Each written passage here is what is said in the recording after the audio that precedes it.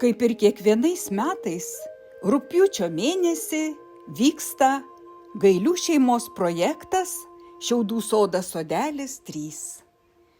Šiaudinių sodų rišėjai tai tarsi šviesos brolija, susitelkusi saugoti paveldo lobyną.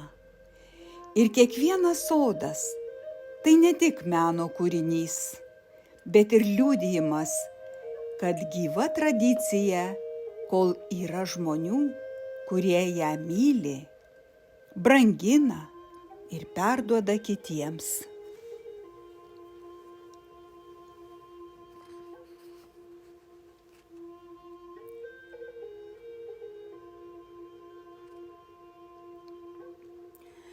Šiaudinių sodų rišimo tradicija tai lyg aukso gijų pynė, nusidriekusi iš senolių rankų į mūsų dienas. Tai šviesos ir ramybės amatas, kuriame paprastas rūgio šiaudelis virsta dangišku raštu, spindinčiu kaip saulės šypsena. Kai susirenka bendraminčiai, vedami bendro tikslo išsaugoti tradicinius amatus, tvyro ypatinga vienybės dvasia.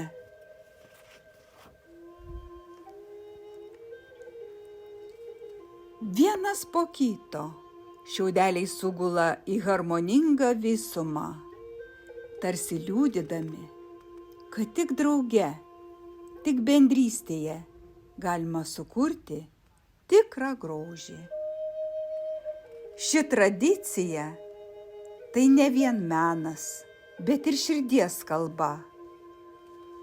Kiekvienas mazgelis, kiekviena gija tampa tylia malda už tęstinumą, už gyvą ryšį tarp kartų. Sodai pakibę erdvėje primena ne tik apie senolių išmintį, bet ir apie mūsų pačių gebėjimą kurti šviesą ir darną pasaulyje.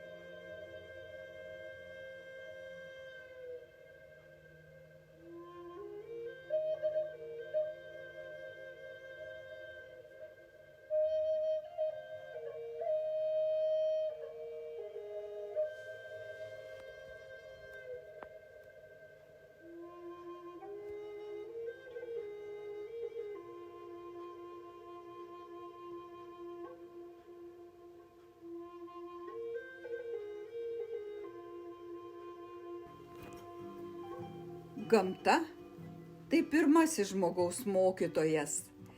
Jis padovanoja rūgį, iš kurio išauga aukštas saulės paglostytas šiaudelis. Iš pirmo žvilgsnio jis trapus, paprastas.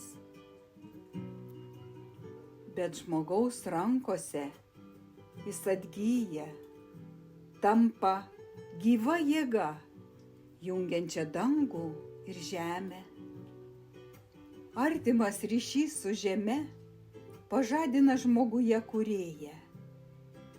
Rūgio šiaudelis tarsi šnabžda, kiekvienas iš mūsų galime kurti. Kai rankos ima ryžti sodą, širdis ima kalbėti savo kalba. Tai ramybės kalba, kantrybės kalba, šviesos kalba. Šiaudinis sodas tai ne tik darbas, tai malda, tylus pokalbis su gamta. Jame atspindi žmogaus santykis su pasauliu. Gamta žmogų ne tik maitina, ji įkvepia, Ji pažadina jame kūrėją, gebantį iš saulės paglaustytų šiaudelių nuausti sodą. Gyvą šviesos simbolį, jungianti žmones bendrystėje.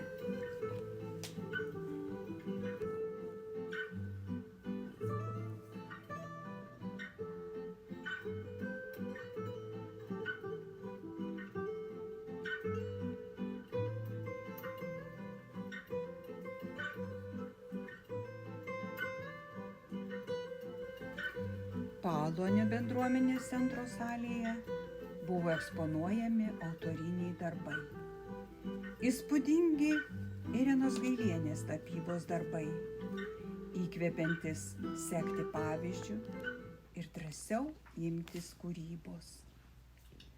Sodai sugrįžę iš Širvintų rajono su apdovanojimais. Romas Gailius pelnė garbingą 2 vietą aukso vainiko konkurse Vilniaus regione. Tai liudija apie meilę amatui ir atsidavimą savanorystei.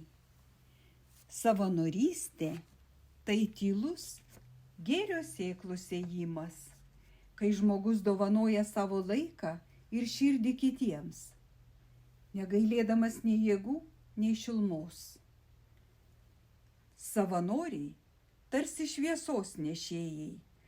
Jų pasiaukojimas dažnai nepastebimas, bet būtent jis kūrė bendrystę, sutelkia bendruomenę ir palieka gilų, širdį jaudinantį pėdsaką.